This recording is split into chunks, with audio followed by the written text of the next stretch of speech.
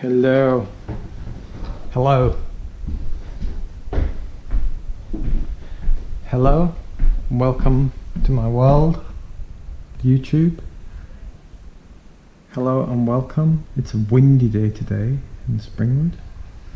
This is about as windy as it gets, really, other than like last night when we had a crazy storm come through for about 20 minutes. But this is a windy day here. I believe we are one of the least windiest places in the state, which is nice because I grew up in a very, very windy place and I don't really like wind very much. Anyway, I got this, which I've been wanting to get one of these for a while now. There's a moisture meter, and I just picked it up from Aldi for $25, which is quite cheap, really. I think the best other cheap one I could find was around 50, so I took it and I thought I would just give it a try. It came with a 3-year warranty, so if it doesn't work I'll take it back. But I've done some tests already and it seems like it's pretty good. Like, it's fairly close for what I'm using it for, which is firewood. At the moment I'm just using it for firewood. Now I've got a couple of pieces that have been in this box here for, well, since last winter, and they've been drying inside the house. And I've got some pieces outside that I just collected that fell off trees from the storm, which came through last night, and I've got some that have been drying for a while that I got just before Christmas. So this is deadfall. That is not deadfall, that's snapped off. That snapped off too. Oh no, that's deadfall. So that's snapped off. That's deadfall. That's could be 100 years old, who knows, from scrap that's, you know, been there was a fence paling or something, so that's been drying for years, if not decades. This is pallet kindling that I would have picked up last season, so is that in there. And here's some, this is eucalypt grandiosa or something like that, or grandia, according to the arborist.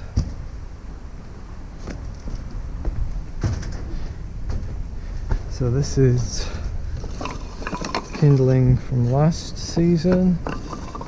It's outside. It does get splattered here from rain, but not very much. And this is east facing, so it does get morning sun, but it doesn't get sun after about 1 or something like that. And this is crepe myrtle that I pruned of my crepe myrtle on the verge. Just, I can't remember when, a couple of months back, not long ago. So let's have a look. Now for firewood, according to websites that I've looked at for like the Australian Fire Association and things like that, should be looking at burning firewood with a moisture content of lower than 15%, so it's measured in percentage moisture content, and ideally, I mean, below 10 really, but it's going to depend on your climate and your humidity as whether you can actually get it that low. So let's have a go at looking at these. Now I can't find my axe, so my little axe, I can't find my big axe either. So this isn't the world's greatest test, because I should split this to see what it's like inside, because on the outside here it's going to be drier than on the inside, and here the edge is going to be drier too. Let's see if I can find something. Alright, well, I can't find my axe, but I did find this pickaxe, this mattock, so this should work because it is really dry.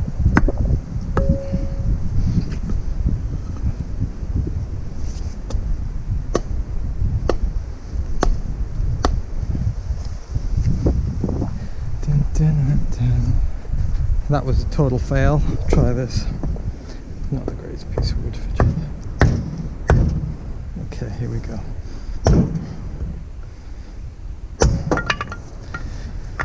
MacGyvered it. Alright, so let's have a look at this. So, turn it on. It's got multiple modes, this, and according to the instruction manual, mode 1 and 2 are for woods and everything else is for stuff like gyprock and concrete and things like that. Now, the list of species was very not very many things on them. They had oak, pine, cherry, that was about it. Doug fir, so it's obviously not designed for the Australian market. It seems that pine is supposed to be in mode 2, but I don't believe that's really true because it's coming up at like 2% moisture. And so is pretty much everything else I'm sticking in there. It's coming up really low. So if I put it on 1, I think it's a bit more realistic, to be honest. So it's 14% moisture content on the outside. You have to stick these pins in really quite deep to get a true measurement. Wow, it's 8% on the inside, so that's interesting that it's drier on the inside than it's on the outside. That's something that I didn't know about. I thought wood dried from the outside. But there you go. So 12% on the outside there, and 8% on the inside. So I would certainly say that that's pretty good for burning. Now it absolutely poured down last night. I don't know how much rain we got, but I would be surprised if it was, I wouldn't be surprised rather if it was between 50 and 100 millimeters in about half an hour. Like, it was flash flood. So this all got absolutely soaked and there was water splashing everywhere. So that's probably it could be just surface. Anyway, so here we go. So this is the kindling from inside the house. This was split already. It's 13%. 13%. It's not as low as I'd like, but it's low enough to be burning, that's for sure. I mean, it's been in a box for over a year. So that came up and said hi. 33%, 40%. So obviously that's way too moist to burn, which is no surprise because that's prunings and it's still even a little bit green. And this is the fencing, which is ancient. I can barely get the needles in there. Well, that's 13.8. Well, I did this last night and that was 8%. If I broke it open, we might find it to be different. Yeah, 8% on the side.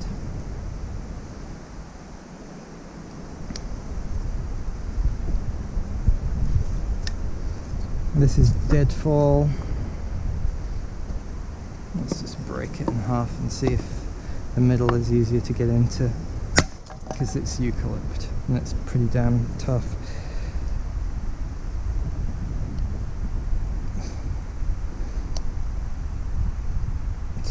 It's as deep as I can get it. It's so tough. 20%. So it's not far off.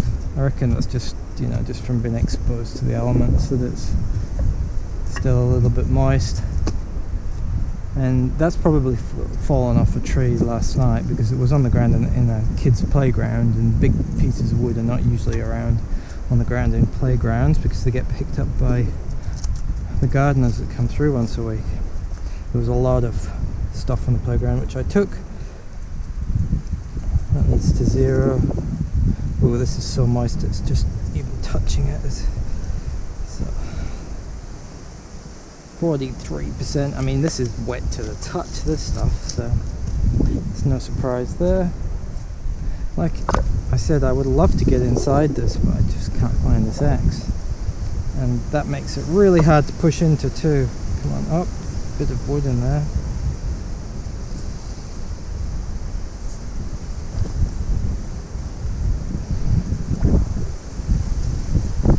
20%. So this was cut this year, just before Christmas, and split by myself. So it's getting there. It's surprising how fast it's drying. And we're in the end of March, so it's like 4 months. It's been chopped down, and some of these were pretty big pieces of wood. I had to cut a lot of it up with a chainsaw because it had so many knots and you couldn't actually split some of it. So let's go on the top and see what's in there, where that split is. 22. So whether this is ready for winter, I don't know, but it'd probably be ready by the end of winter, I would say. I'm not going to burn it if it doesn't drop below 15, that's for sure. But we are going to build a solar kiln, and what we'll do is get a heap of wood that's quite similar and make a stack of it next to the kiln, and put some wood in the kiln as well, and we'll leave that for, I'm going to say, a month, and then we'll do the same test again on that wood. Let's see if it's burnable then, and see how much moisture it's able to wick out. I've never done it before. I have no idea. I don't know anyone that's built a solar kiln before for firewood, and hopefully it really works. I mean, my idea is that I can put deadfall in it for my rocket mass heater that I just go and pick up off the ground on a weekly basis, and you know, I just stick it in there for a couple of weeks and be usable. Okay, that's me done. Thank you.